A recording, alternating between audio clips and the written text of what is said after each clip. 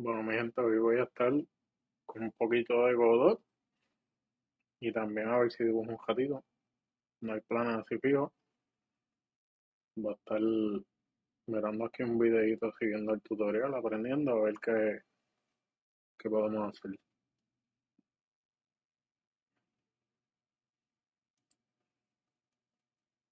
That move and some that don't.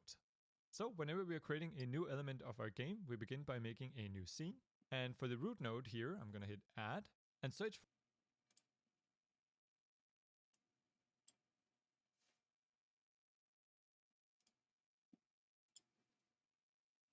for the animatable body 2D. This is a physics body that we use whenever we want to animate a node and still have it collide properly with other nodes in its path, which is perfect for moving platforms that should still collide properly with our player. So let's hit create and let's add some graphics. So Control A properly with our player. So let's hit create and let's add, I'll have it collide node here. I'm going to hit add and software forms. We begin by making a new scene. And for the root node here, I'm going to hit add and search for the animatable body 2D. This is a physics body that we use whenever we want to animate a node and still have it collide properly with other nodes in its path, which is perfect for moving platforms that should still collide properly with our player. So let's hit create And let's add some graphics. So Control A, we'll search for sprite and select the sprite 2D. And now we can drag in the texture we want. So let's go under our assets, sprites, and drag in the platforms.png. Let's hit F and zoom in. And as you can see, this is also a sprite sheet and it's currently just displaying all of them. So let's go in and define exactly which one we want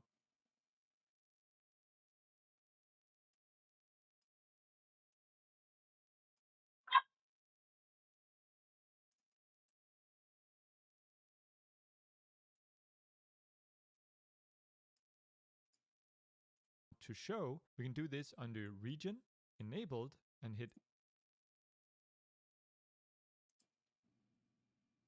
Fue tan chiquito.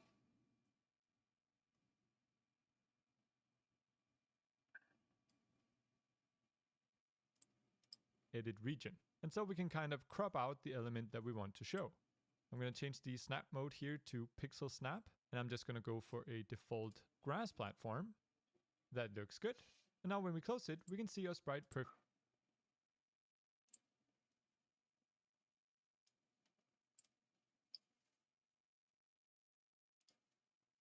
perfectly cropped out. Again, we have the warning here. So let's go ahead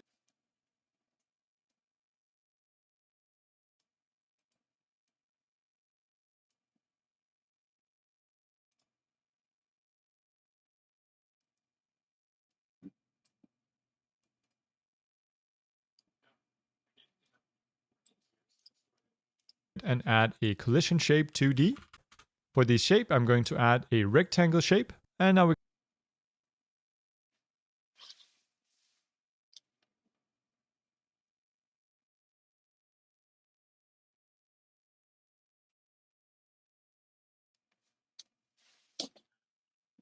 can simply click and drag this to configure it.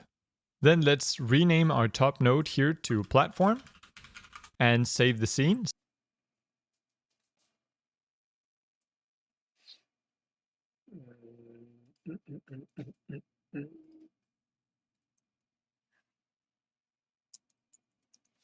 Collision.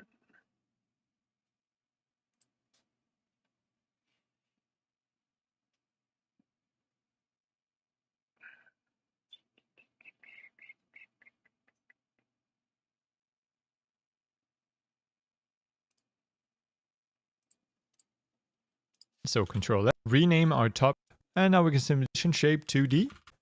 Again, the shape, I'm going to add a rectangle shape, and now we can simply click and drag.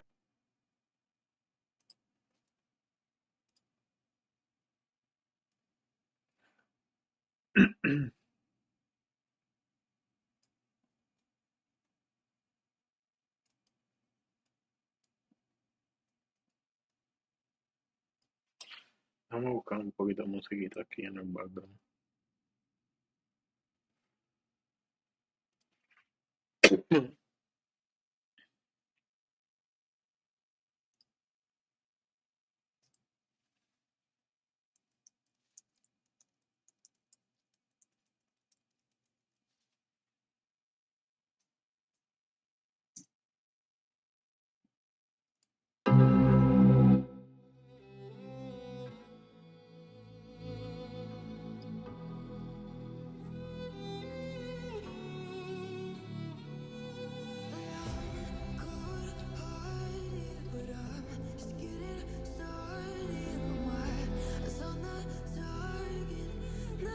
Drag this to configure it.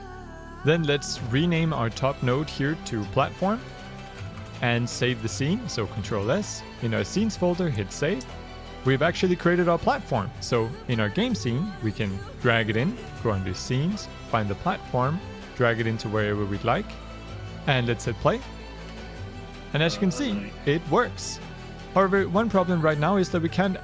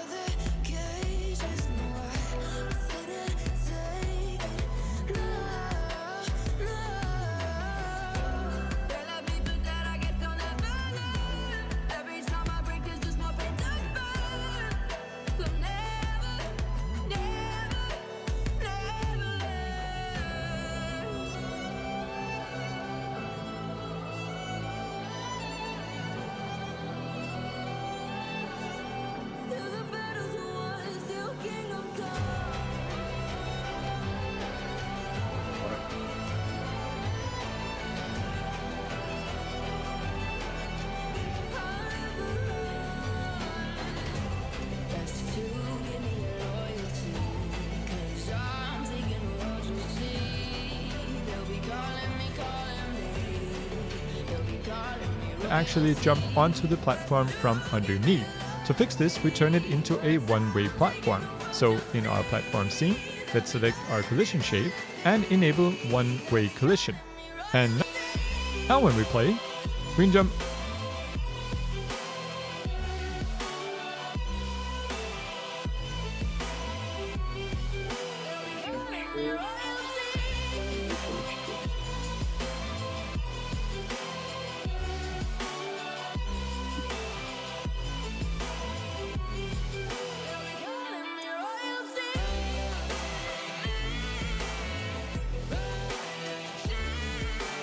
Nice.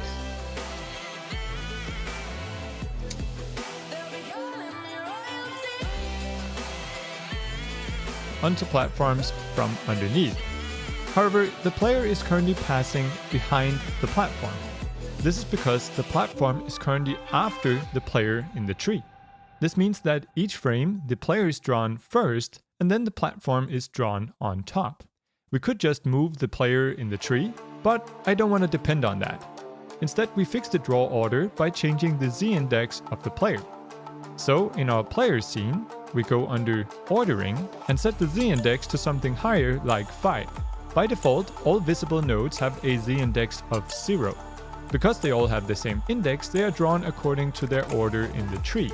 So by setting the z-index to a higher value like 5, we ensure that our player will always appear on top. And now if we play, we can see that our player passes in front of the platform. So our platform is working, but it's currently just hovering there. We might want some platforms to move around to increase difficulty. So let's use animation to do that. I'm going to leave this platform here as kind of a static platform. I'm just going to place it there. Then I'm going to place another platform over here by simply dragging it in. This is the platform that I would like to move back and forth. In fact, let me just go into the tile map and make this gap even larger. There we go. So to add animation to this platform only, we simply select it, add a new node, and we want to use an animate platform gap even larger. There we go. So to the tile map and make this gap even larger. There we go.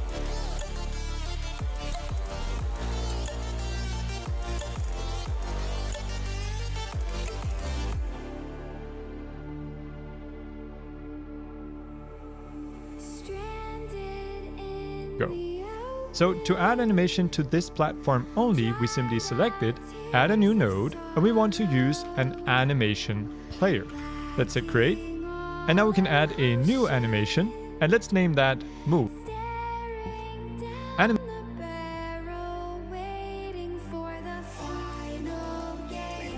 play.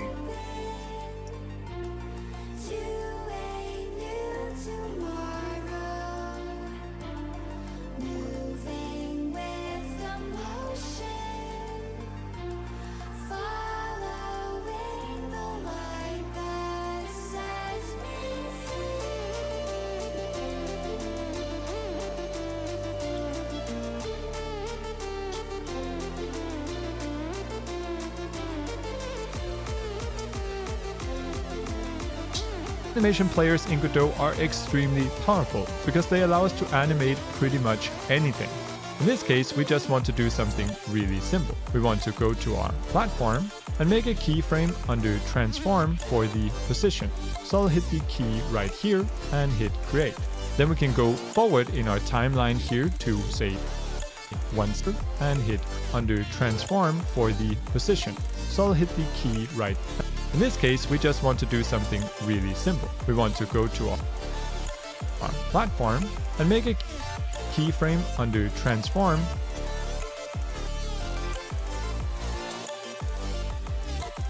for the position. So I'll hit the key right here and hit Create. Then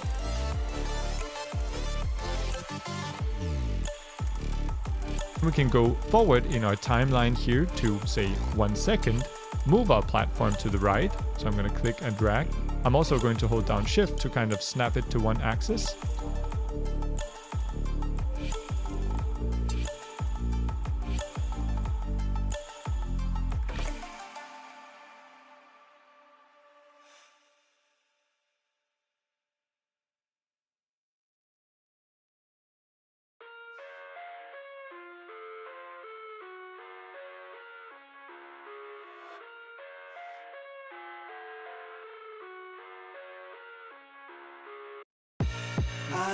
Live inside my own world of make-believe. Kids screaming in the cradles, profanities. I see. Let's move it to there, and let's add another keyframe. Cross out the ones who heard my cries and watched me weep. I love everything. Fire spreading all around my room. And now we can see that if we play, the animation plays. We also want this to loop, so I'm going to select loop here. However, this is going to loop in a way that it snaps back to the original keyframe. Instead, let's press it again. And now you can see that it's going to start ping-ponging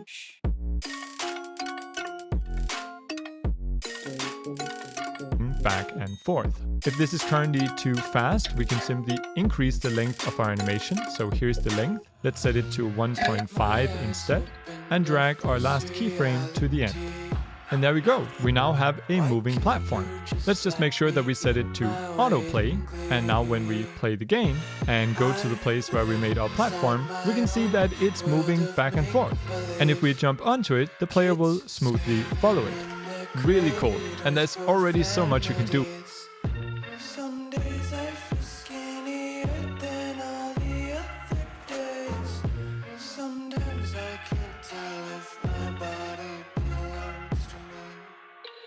I love everything. Fire spreading all around my room. My world's so bright, it's hard to breathe, but that's alright. Hush. Do with this. Next up, pickups. Now let's add and that's and length of our animation. So here's the length. Let's set it to 1.5 instead and drag our last keyframe. So here's the length. Let's set it to 1.5 in.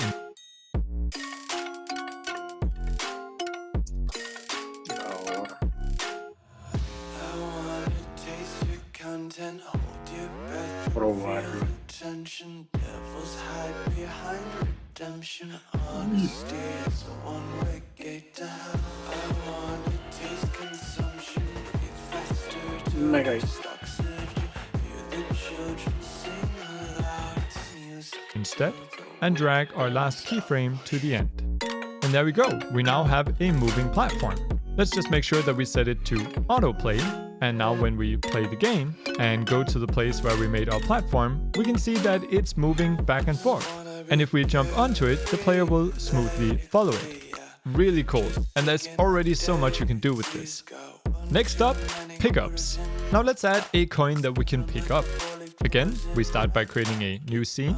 Let's create a new node and let's this time search for area 2D.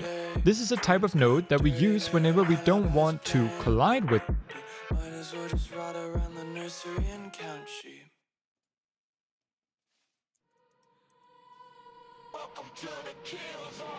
other objects, but instead we just want to define an area in which we can detect collisions. So we simply use this to detect if another body enters, such as the player character.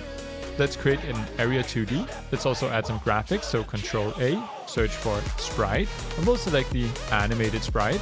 Under animation, let's add some new sprite frames, select it, and let's load in from a sprite sheet here.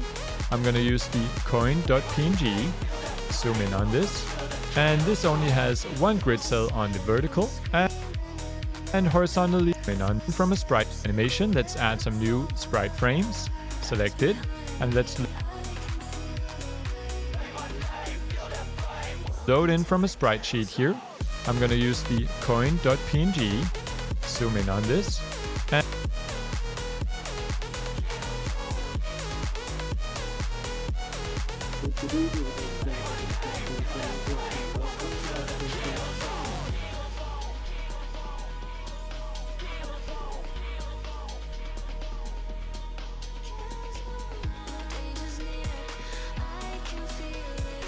and this only has one grid cell on the vertical, and horizontally it has 12.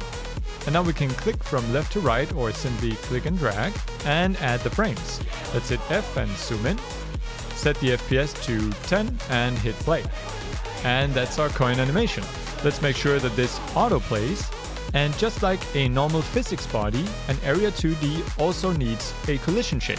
So let's add a collision shape 2D, and then for the shape, let's just choose a circle. So that's a normal, that's our coin animation.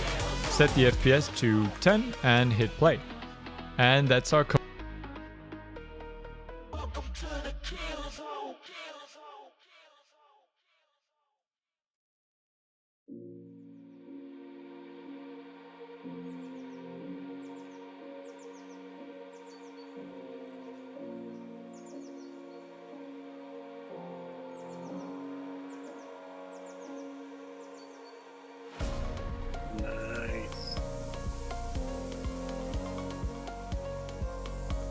Coin animation. Let's make sure that this autoplays. And just like a normal physics body, an area 2D also needs a collision shape. So let's add a collision shape 2D, and then for the shape, let's just choose a circle shape, decrease the radius a bit, and that's actually all we need. So let's select our area and rename it to coin and save the scene. And now we can simply drag it into our game. So under scenes, we'll take the coin and place it around the level. You can always use Ctrl D to duplicate. And now if we play, we can see that the coin is here, but nothing happens if we enter the area. So it's time to make our first script. So in our coin scene, we select the coin node. Time is here to coin, simply area and rename it to coin. And that's actually all we need. So let's select our, decrease the radius a bit. And that's actually all we need. So let's select our area and rename it to coin and save the scene. And now we can simply drag it into our game. So under scenes, we'll take the coin and place it around the level. You can always use Ctrl D.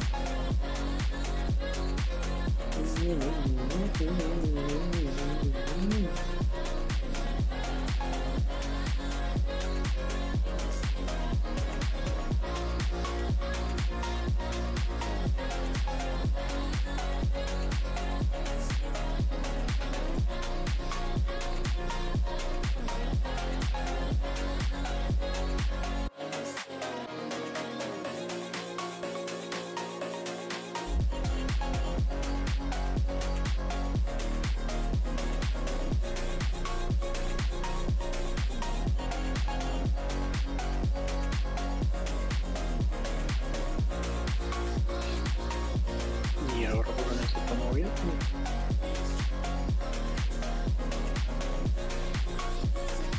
To duplicate, drag, add normal physics button to right, or simply click and drag to 10 and hit play.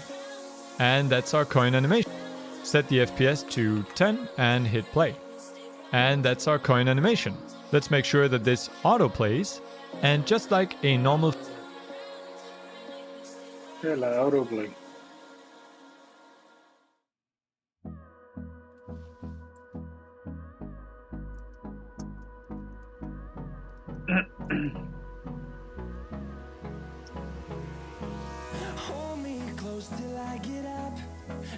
physics body, an area 2D also needs a collision shape. So let's add a collision shape 2D, and then for the shape, let's just choose a circle shape, decrease the radius a bit. So under scene, use the time and hit add script. This time for the template, let's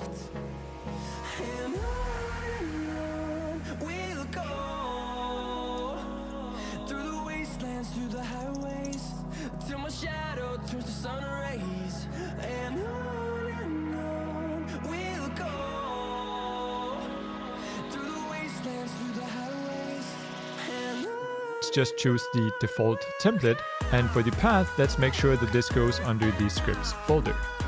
I'll create, and this is what it looks like when we create a default script in Godot. We can see that we've created the script on an Area 2D node, and that it's automatically made two functions for us that we often use: ready and process. Currently, both of them only have the pass keyword, which means do nothing. So this script, if we run it, will do absolutely nothing. Now, the ready function is called right when our node enters the scene tree, which is just at the start of the game. So we can put code here that we want to happen immediately. Let's try it out by printing a quick message to see if it's working. So I'm gonna write print, then in parentheses and quotes, I'm going to put I'm a coin. And if we play now, the print doesn't do anything in our game, but it does show our message, I'm a coin, in the output window. This is also referred to as the console and is where we see messages such as prints and errors. However, you might also notice that the message displays multiple times. That's because we currently have multiple coins around our game, and the script runs for each and every one. So since we have 5 coins, it displays I'm a coin 5 times. But we don't want anything to happen when we start the game, so I'm actually just going to remove these 2 functions. Instead, we only want to do something once our player enters the coin area, and for this we use a signal. Signals allow us to trigger code based on events that happen in our game. Godot has many built-in signals we can use.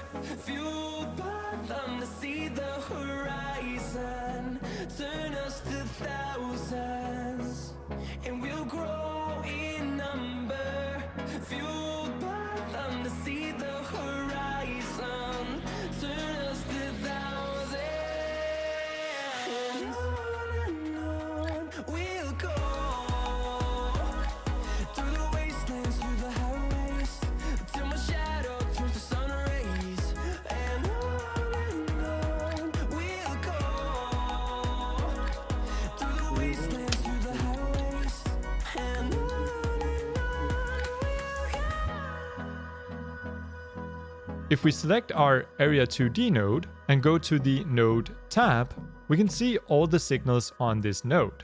We want to use the body entered signal, which is triggered whenever a physics body enters the area.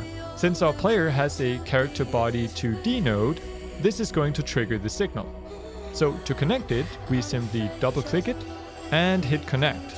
As you can see, this creates a new function in our script called onBodyEntered, with a green arrow that shows that this is triggered by a signal. So let's here try writing a print function that says something like +1 coin. Now when we play and enter the coin area, it's going to print +1 coin. However, this message will actually display no matter which body enters the area. If we take one of these coins here and put it in the way of a moving platform, for example, this will also trigger the message. So now, right when we play, we can see that it starts displaying the message, and will do so every time the platform passes through the area. To change this, we can either use code to check what body enters the area, or we can simply put our player on a separate physics layer. Let's try that out. So under our player, we'll go to the inspector, go to collision, and here we can change the physics layer from layer 1 to 2. Let's hit Ctrl S to save, and then in our coin, we can also go under collision. We can actually have the coin itself stay on layer 1. We don't need a separate to layer the area, or we can simply put our player on a separate physics body that passes through the area. It starts displaying the message, and will do so every time the platform passes through the area. To change this, we can either use code to check what body form coin. However, this message will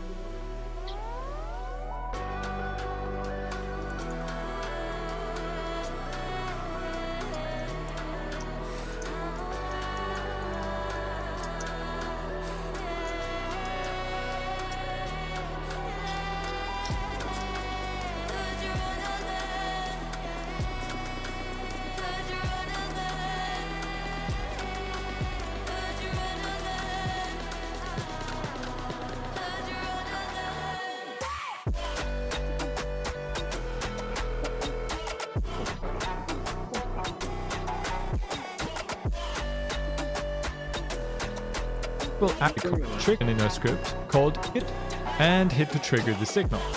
So to connect it, we simply double click it and hit connect.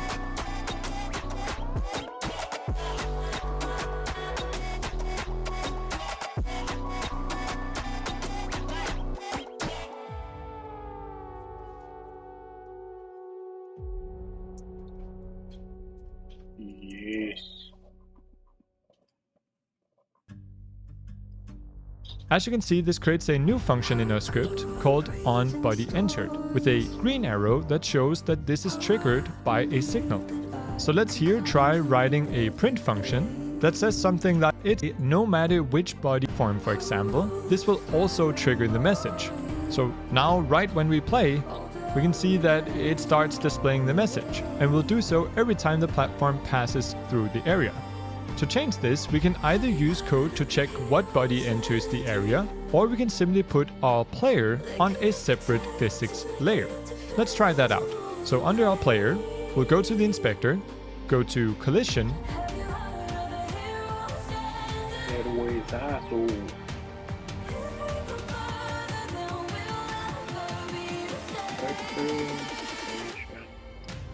and here we can change the physics layer from layer 1 to 2.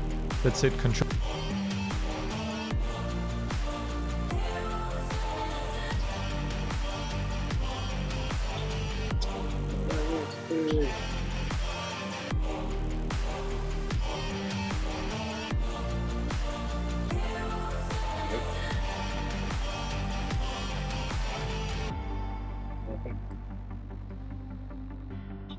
Control S to save, and then in our coin, we can also go under collision. We can actually have the coin itself stay on layer 1.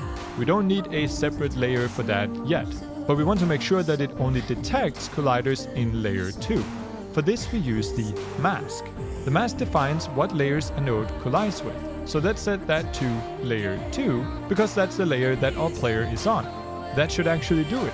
Now our coin will only detect collisions from our player.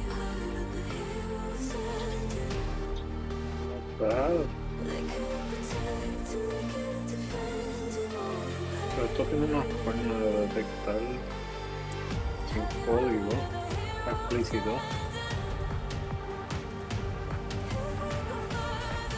¿Qué es lo que está tocando esa colisión?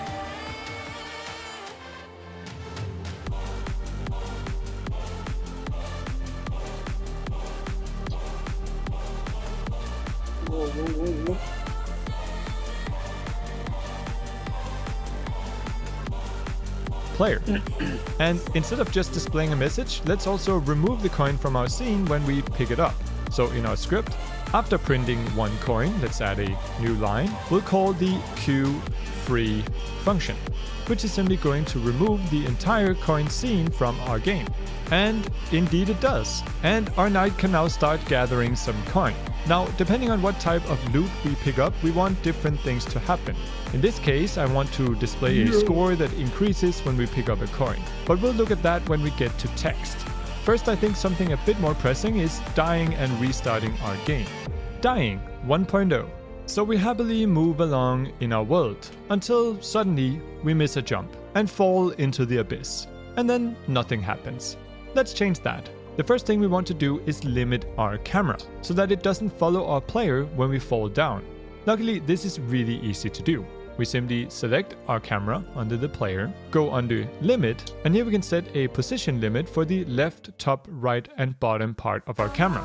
In our case, we need to set a limit for the bottom position. To do this, we can use the ruler tool here at the top, or simply press R, and measure from this baseline here to where we would like the limit of our camera to be. I think a good value would be somewhere around, say, 120. So I'll simply go back to select mode and put in 120 pixels, the limit of our camera to be.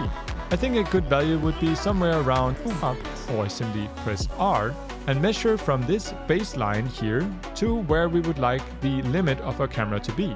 I think a good value would be somewhere around, say, 120. So I'll simply go back to select mode, ruler tool here at the top, or simply press R, and measure from this baseline here to where we would like the limit of our camera to be. I think a good value would be somewhere around, say, 120. So I'll simply go back to select mode and put in 120 pixels on the bottom. I'm also going to enable smoothing, and now when we play, we can see that our camera will follow the player, but whenever we fall off, it's simply going to stay put. Next, we need to detect that our player has entered a dangerous area and restart the game. In other words, we need to create a kill zone. I'll show you a really cool way to do this that allows us to reuse the same kill zone for more than just falling off the map, such as for spike traps, enemies, all kinds of elements of danger. And when we want to create a reusable element, we start by making a scene.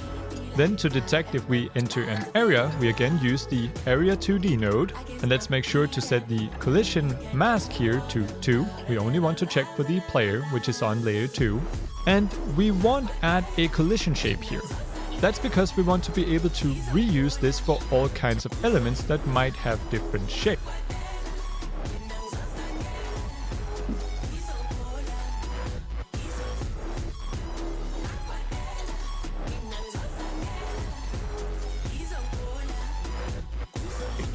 Instead, let's simply go ahead and rename this now to Kill Zone and save it as a new scene.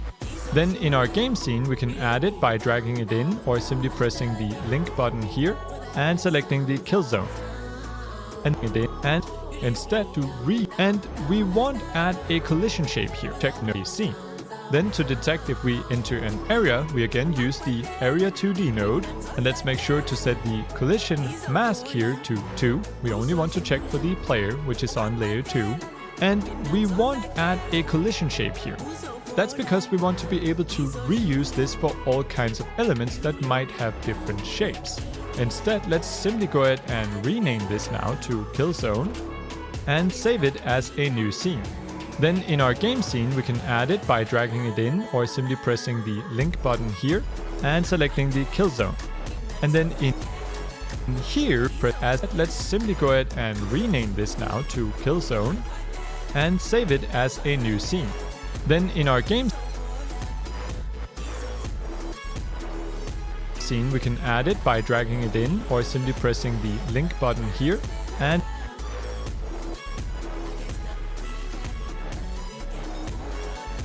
selecting the Kill Zone.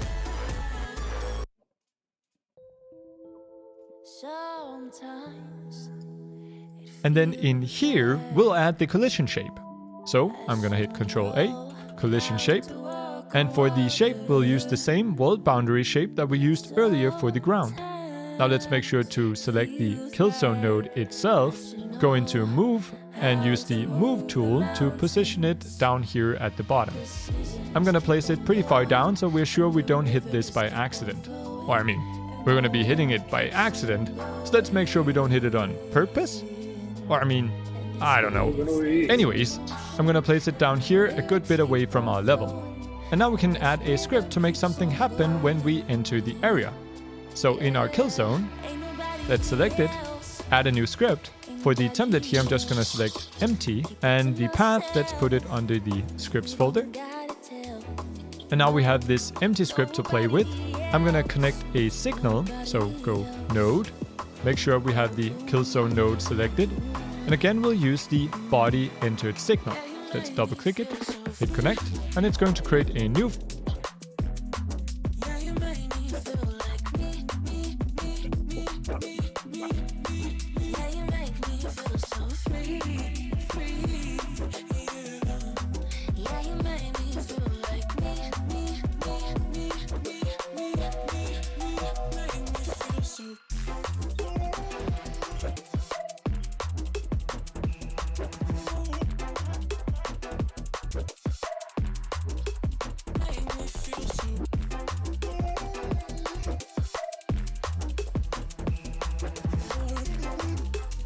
function on body entered, in which case we can go ahead and print that you died. And now if we play and jump down, it's going to print that we died. Now instead of immediately restarting the game, let's add a small delay. We do this using another node called the timer node. So let's add a new node, search for timer, and under the inspector here, we can choose some different things about it. Let's set the wait time to something like 0.6 seconds. Let's also make it a one-shot to make sure that it doesn't loop. We can then start this timer in our code. To do that, however, we first need a reference to it. Luckily, that's as simple as going to the top of our code, clicking and dragging the timer node, and holding down Ctrl while releasing. This creates a variable called timer that automatically finds the node using this path. Now, if you haven't worked with paths before, they are actually quite simple. They specify a way to get from one node to another in the tree. So if we look at this example tree, to get from the game node to the camera, the path looks like this. it goes through the player and ends with the camera. And in our case, where we just want to get from the kill zone to the timer right underneath, we don't have to go through any other nodes, so the path is simply timer. Again, right now we're brushing over concepts such as variables and functions pretty briefly, but you can learn more about programming and what all this really means in our upcoming video on GDScript. For now, just know that using this click and drag method, we can now access our timer node using the name timer. So to start our timer, we make a new line and write timer.start. Of course, we now need to trigger some code when our timer runs out. And again, we can use a signal for this. So with our timer node selected, let's go under node, and here's the timeout signal. So let's double click that and hit connect. And this creates a new function called onTimerTimeout that runs when the timer ends. And then in here, we can simply restart our game. To do this, we first access the scene tree, so get tree, and tell it to reload, so reload current scene. So our player enters the kill zone and triggers the onBodyEntered function. This prints a message that we died and starts the timer. When the timer runs out, it triggers the onTimerTimeout function, which then reloads our scene and restarts the game. And indeed, when we play and jump off the map, we fall down and the scene restarts. Great! It's an infinite loop. Help me! I'm stuck! World Building 2.0. Let's expand on our game world a bit now that we have more elements to work with. First of all, I want to make sure that we stay organized, so let's take some of these nodes and categorize them. The easiest way to do this is by simply adding a new node. For this one, I'm just going to select the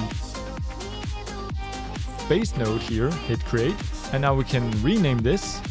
I'll make one for, say, coins, and simply take all of the coins and drag them under that node. For, say, node here, hit create, and now we can rename this.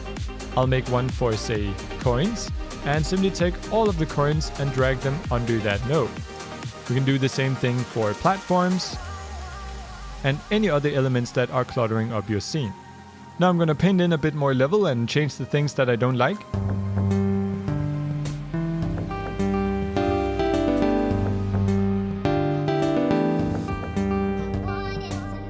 And I'll put in some more gameplay elements. I'll also paint in some background tiles, but to do this we need to add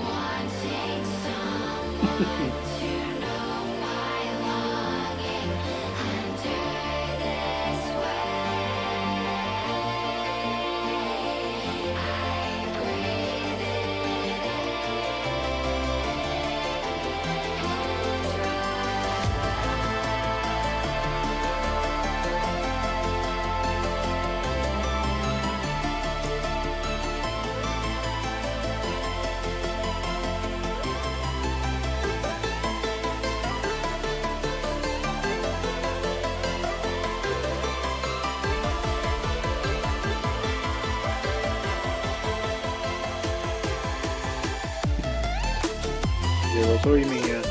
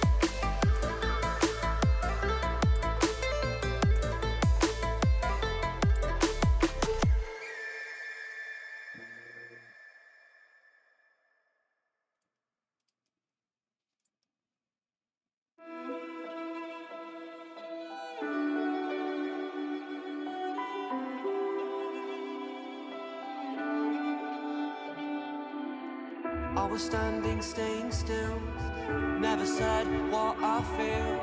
And every time I took the blame, carried all this quiet shame.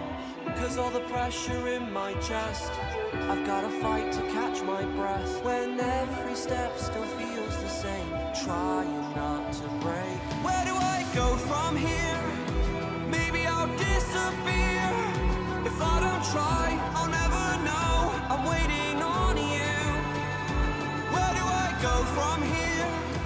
There will be no more tears. Kill the doubt, feed the fire, hear the voice inside.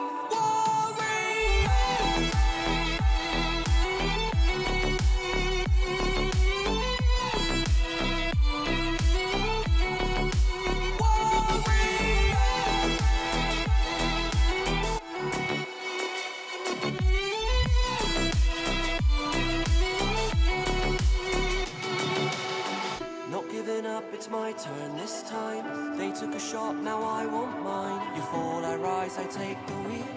So this is how it feels. Where do I go from here? Add another layer to our tile map. So not under our I'll never know. I'm waiting on you. Where do I go from here? tile set, but under the tile map itself we have this layers. And this is the one we've been painting in. Let's just call this mid for midground and add another one that we can call background. Let's move this to the top to make sure that it's drawn first.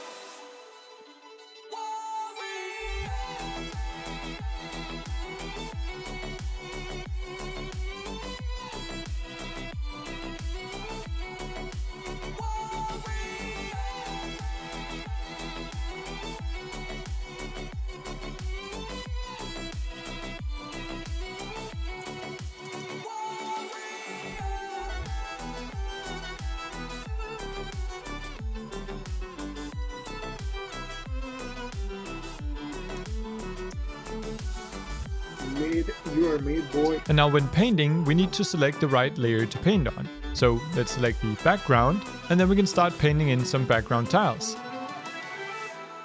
A nice trick here is to use the rectangle tool to paint in a lot of tiles at once.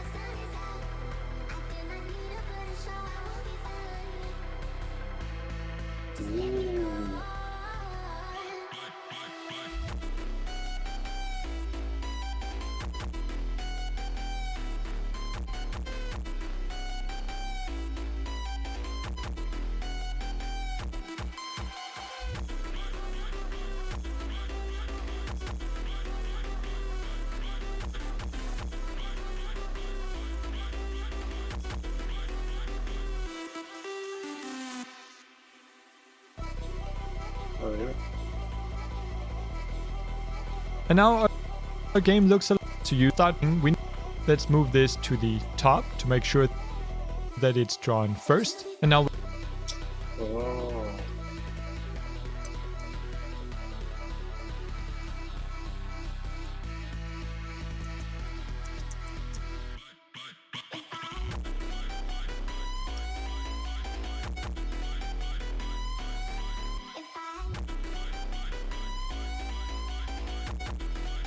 when painting, we need to select the right layer to paint on. So let's select the background, and then we can start painting.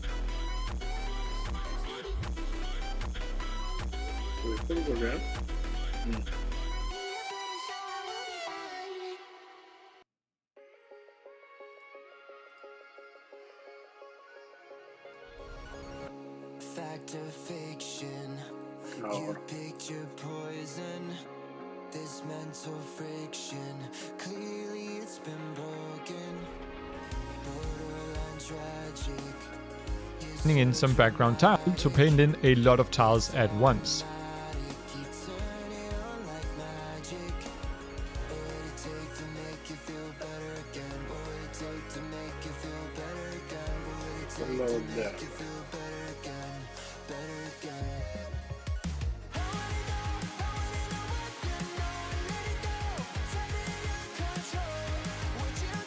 Background.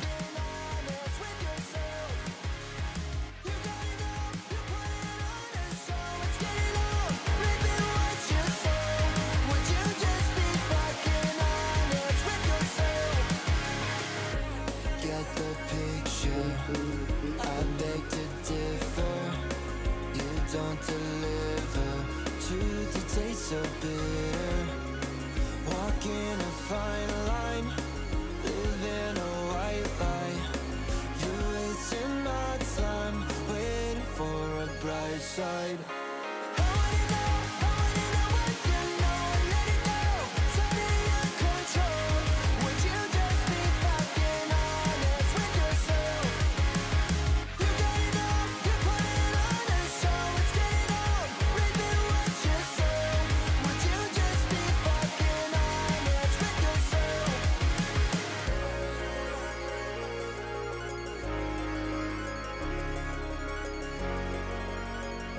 Pero diseño alto. No sé. Que me gusta.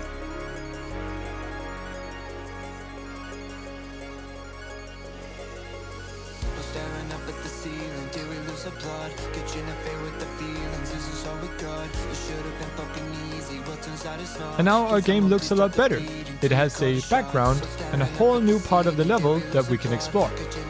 And of course, this process is just about trying things out and making changes until you're satisfied. Enemy. A proper hero, of course, needs a good enemy. So let's make one. Let's create a new scene. And since this enemy doesn't need to collide with anything, we can just go ahead and use a Node 2D as the base. Let's also add an animated sprite, so I'll search for animated sprite 2D. Let's go to animation, add some new sprite frames, select them, and let's load in from the sprite sheet here. In the pack there's both a green and a purple version of the enemy. I'm just going to choose the green one. And in the pack there's the sprite frames, select them.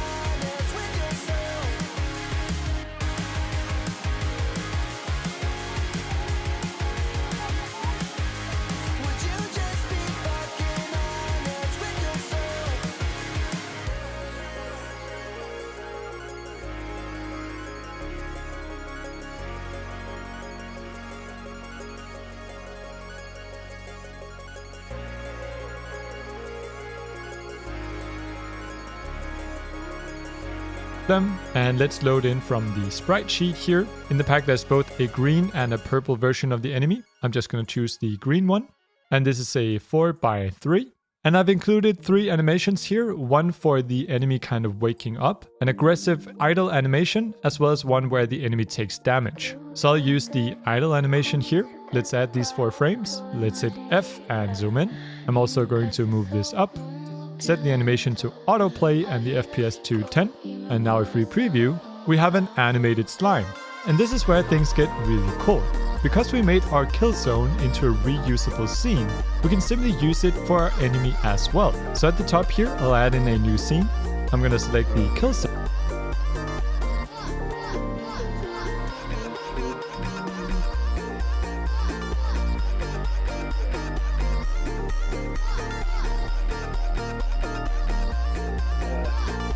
Vamos a hacerlo.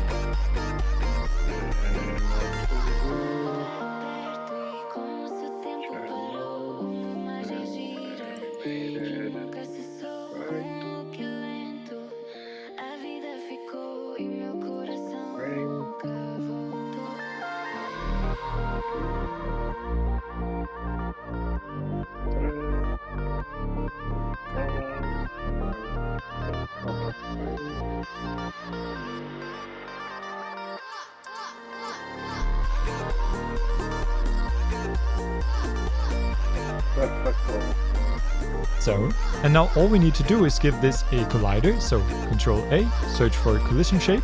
Let's add in a rectangle, fit it to fit our enemy.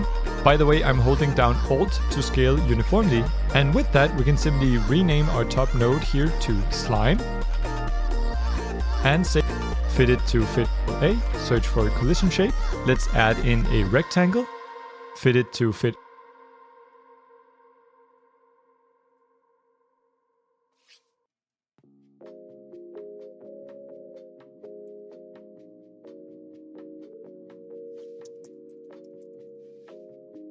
Collision shape.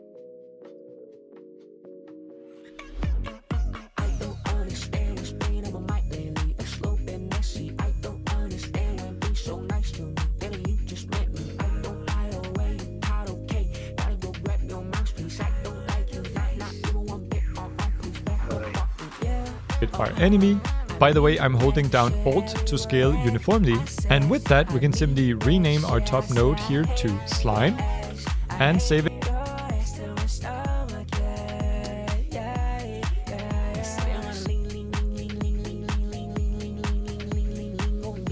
as a scene. Now in our game we can drag it in. I'm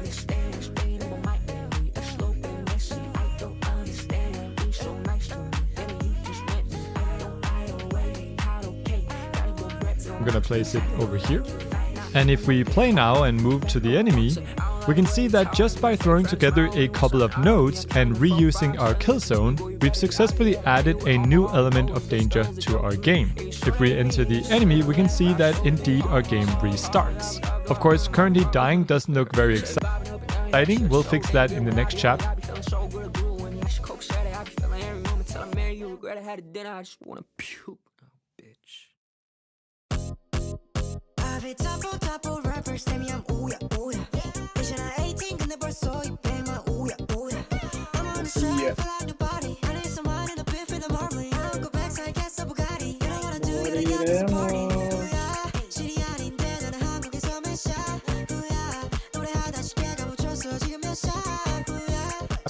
But first, let's make our enemy move back and forth.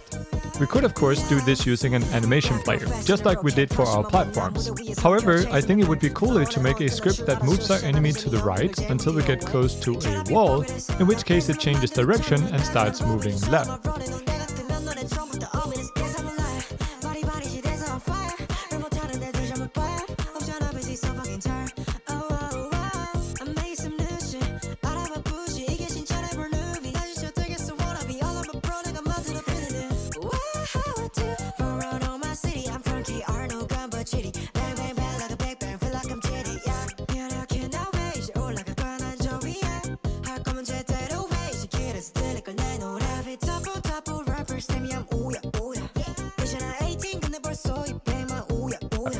This way we can simply drag and drop the enemy between any two walls in our game, and our script will do the rest.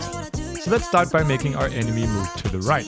So I'll go into the slime, add a new script, use the default template and place it under the scripts folder, and hit create.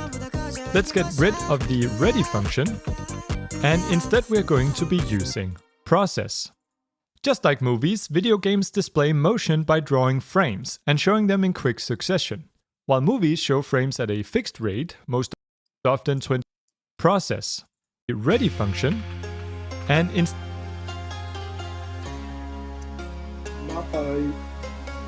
instead we're going to be using process. Just like movies, video games display motion by drawing frames and showing them in quick succession. While movies show frames at a fixed rate, most often 24 frames per second, video games generally try to draw as many frames as possible to get a smooth result. How often this happens will depend on the system the game is running on and what is happening in the game. But unless the game is lagging, it should draw a new frame at least 60 times per second, and often much more. Before the computer can draw a new frame, however, it first has to update the state of the game. What has happened since the last frame? It does this for all the nodes in our game. Then it draws the new frame. This is referred to as the game loop, because it happens over and over again, and it is really the driving force of our game. Godot of course does this automatically, but we can add functionality to the game loop using the other function in the template, process. Unlike ready, which only runs once, process runs every frame. This makes it perfect for doing things over time, such as moving an enemy. We simply make sure to change the position of the enemy a tiny bit each frame. So in our script, we can simply remove the pass keyword and instead access the position of our slime, more specifically the x-coordinate of our position, and add 1 pixel to this every frame. Then in our game, let's go ahead and place a slime close to our player so that we can see this happening. Then in our game, let's go ahead and place a slime close to our player so that we can see this happening and play. And as you can see, the enemy just shoots past us on the screen. Now one problem with this that might not be obvious other than it's moving way too quickly, play. And as you can see, the enemy just shoots past us on the screen. Now one problem with this that might not be obvious other than it's moving way too quickly is that we are increasing the X position every frame by a fixed amount. And because our frame rate can vary, this means that the enemy will sometimes move faster than others, which is not very good.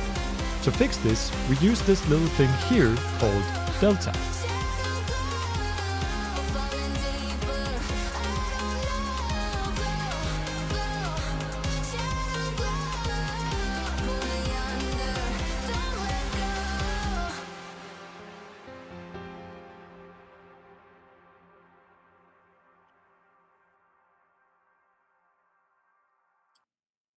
Delta is the amount of time that has gone by since the last frame. If we are drawing many frames per second, delta gets really small. And if we lag out a bit and are not drawing as many frames, delta becomes bigger. Because of this, we can use delta to compensate for variations in frame rate.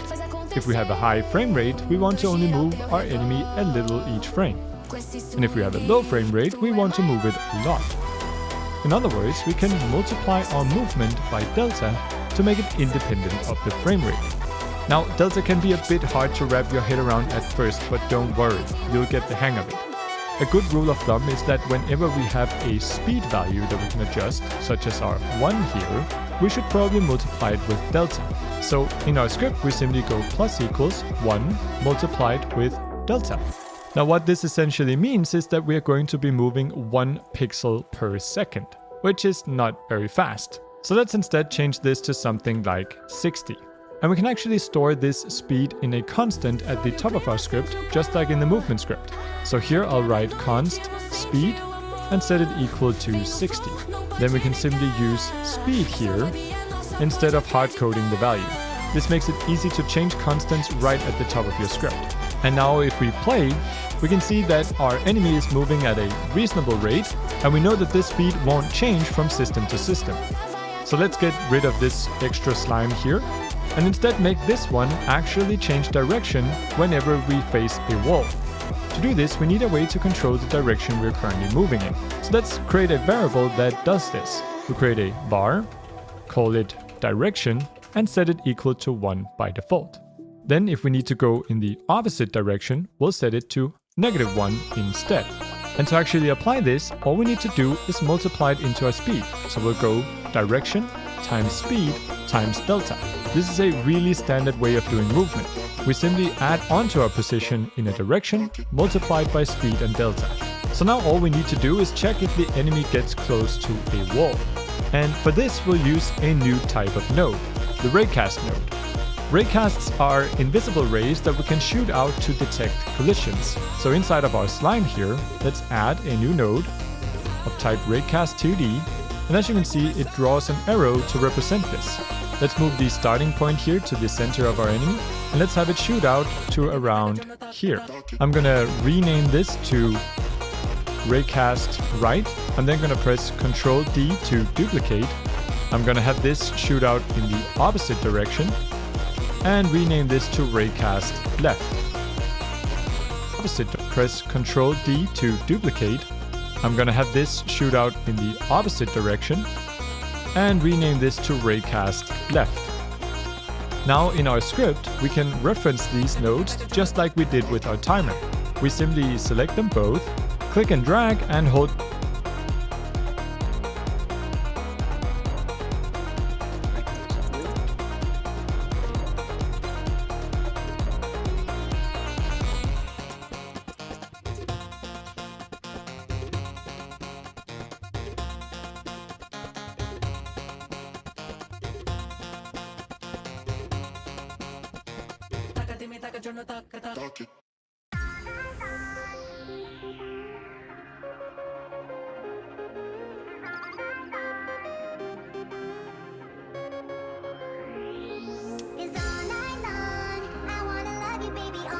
down Control while releasing.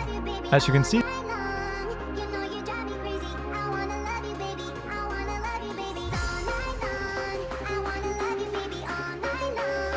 this creates two variables, one raycast right and a raycast left. Then every frame before we move our slime, we will go ahead and check if we are currently colliding to the right or to the left. If raycast right dot is colliding, if this raycast is hitting something, well then colon, and then make sure to indent here with the tab. We will set our direction to be -1. If we are colliding on the right, we want to move to the left. And we'll add another one of these if statements. So if raycast, you guessed it, left dot is colliding, well then we'll set our direction back to 1. And that's it. Our enemy is now ping-ponging back and forth between the two walls. And this is happening completely automatically through script. Really cool. Now the only thing that is left is to flip the enemy sprite when it changes direction. Luckily, if we go inspect our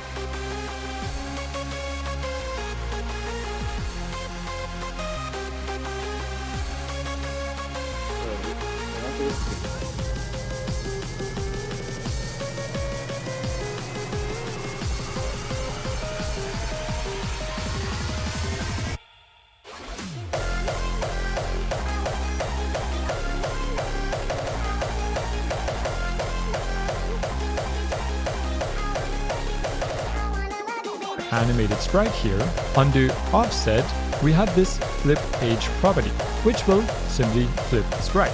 So let's control this through our script.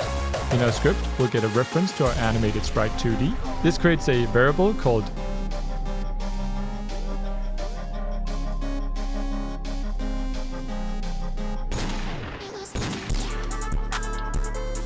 animated sprite 2D. I'm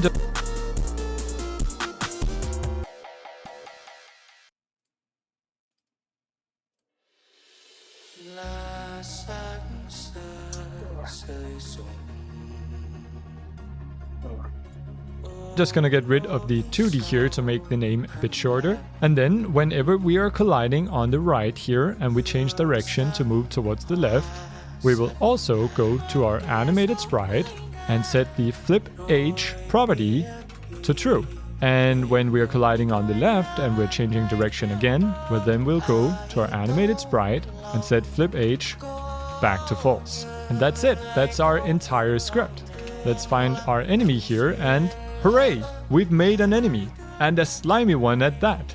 But of course, dying to the enemy could definitely look cooler. So let's fix that. Dying 2.0. Let's start by adding a slow motion effect when we die. We can do this by changing the time scale of the entire game. So inside of our kill zone, we'll open up the script here.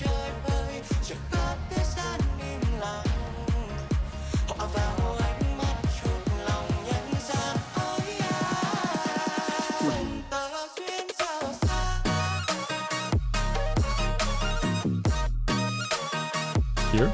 And right after we print you died, let's modify our time scale. So I'll go engine.timescale and set it equal to 0.5. This means that we will go at you died and set it equal to 0.5. This means that we will go at half speed. Then when our timer runs out, let's set this back to default, because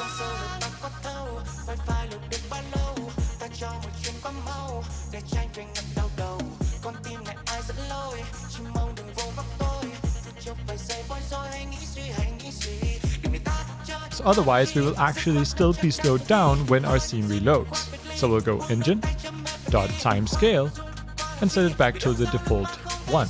And if we play this now, this is actually already much better. Notice that it also takes twice as long before the actually already much better 1. And if we play this now, this is actually already much better.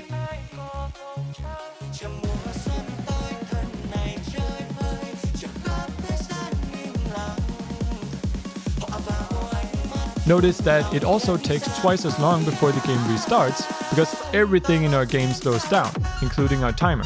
But I think it could be even cooler if we remove the player's collider to make him simply fall off the map. To do this, we need a reference to the player. We actually already have this here. You'll notice that after the onBody entered here, there's a variable called body. This refers to the body that entered the area. And since the only thing that enters the kill zone is our player, body is our player. So we can actually add a new line here that goes to our body, and then we simply need to get the collision shape node under our player. So we'll do dot get node, and we'll search for the collision shape 2D, and we can remove it. So call dot queue_free on that node. Again, queue_free means to remove that node. So here we're accessing our player, getting the collision shape node, and removing it. And now if we find our way to some danger, boom, we are hit and we fall off the map. Cue the sound effect. Player 2.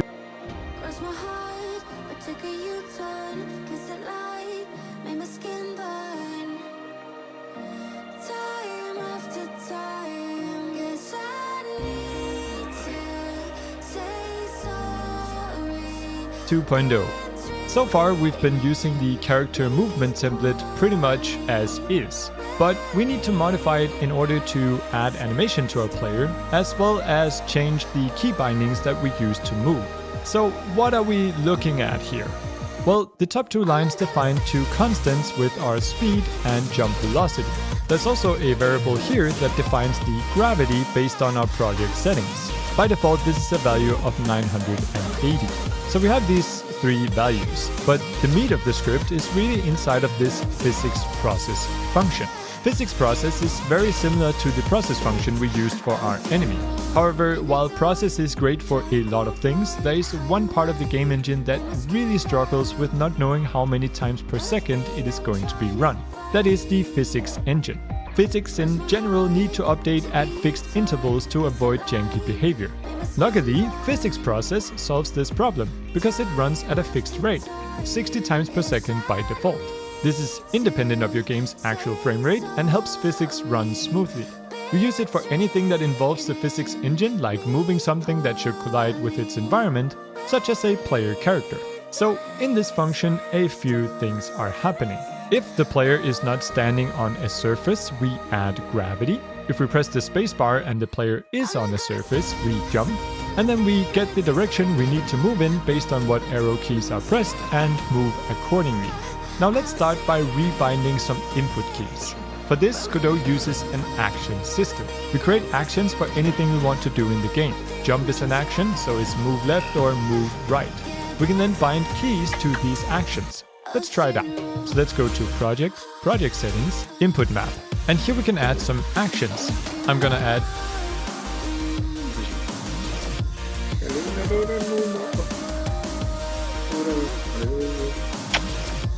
Hola.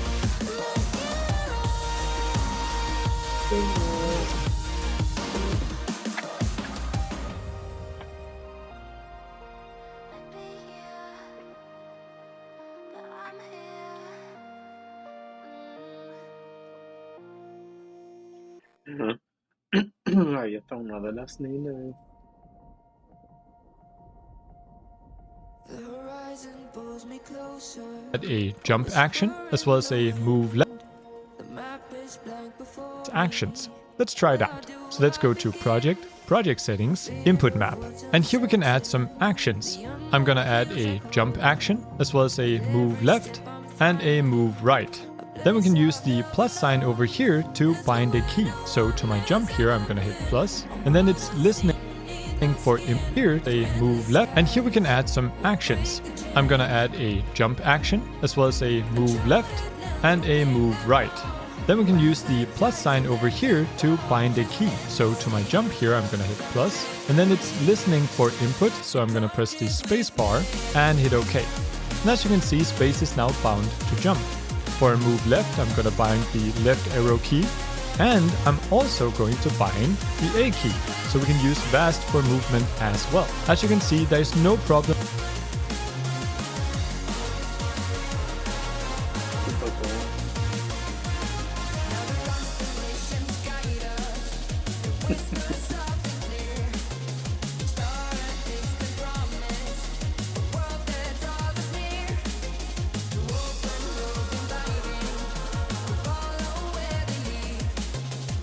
Them binding multiple keys to the same action, which is really handy. I'm also going to bind right arrow to move right, as well as the D key.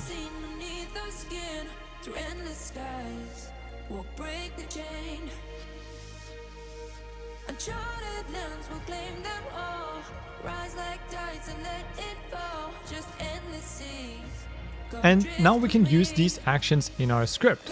By default, Godot uses some built-in actions that are meant for navigating UI. This is why it says things like UI accept here. Let's replace these with our own actions instead. And as you can see, it will actually help us by auto-completing here. So I'm going to put in jump for my jump action.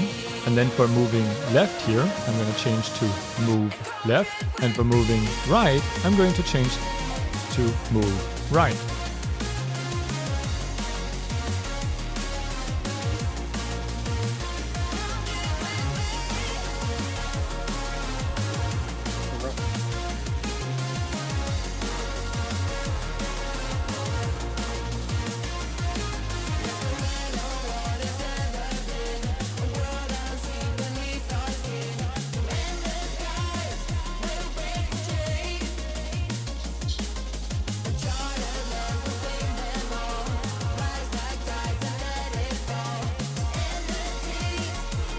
And now we can use the keys bound to our actions to move around, which in my case are both the VAST keys and the arrow keys. Awesome! The next thing we need to do is to update our player graphics to face the direction we are moving in, and to play the right animation.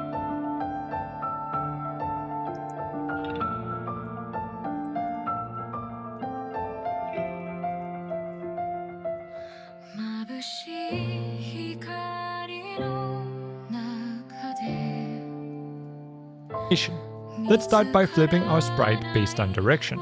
So just like with our enemy, we first need a reference to the animated sprite node. Again, here we can simply click and drag and hold down Control. Again, I'm gonna remove the 2D from the name to make it shorter, and then we'll add some extra code to our function. Now, this line here defines a variable called direction that is based on our input. If we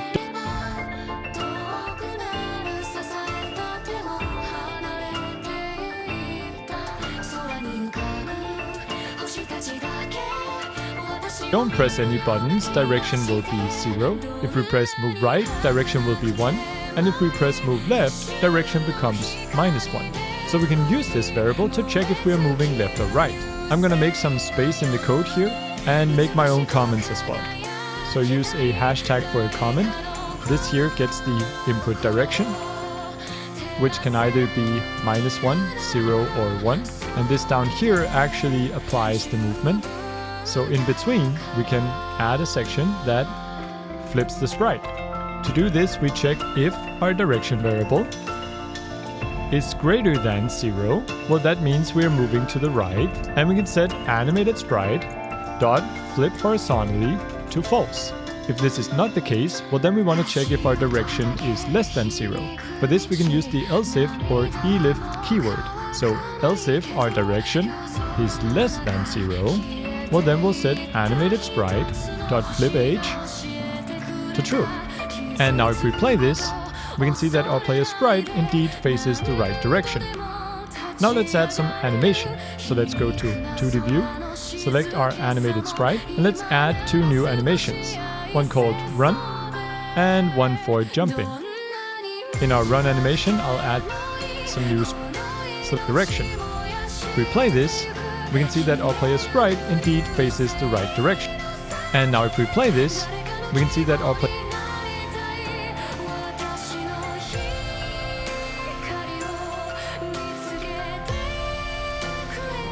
sprite indeed faces the right direction. Now let's add some animation. So let's go to 2D view, select our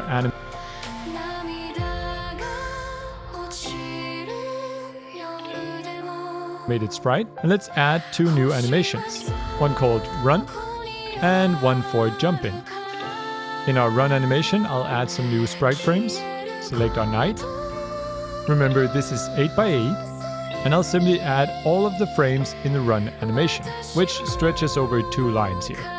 I'll add those frames, set the FPS to 10, and play. Looks good.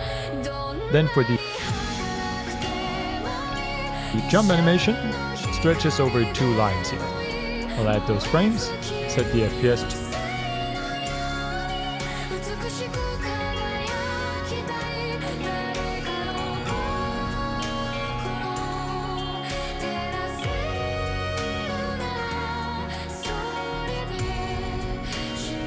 10 and play. Looks good. Then for the jump animation,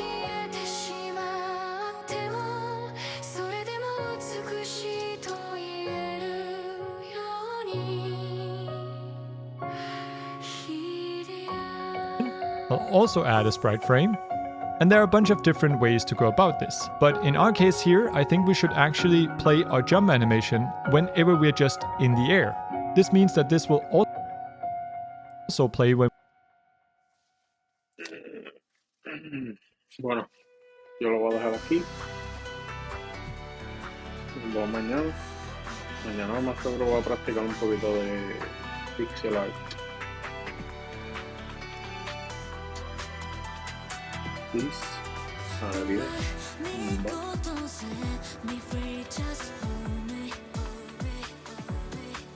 Bye.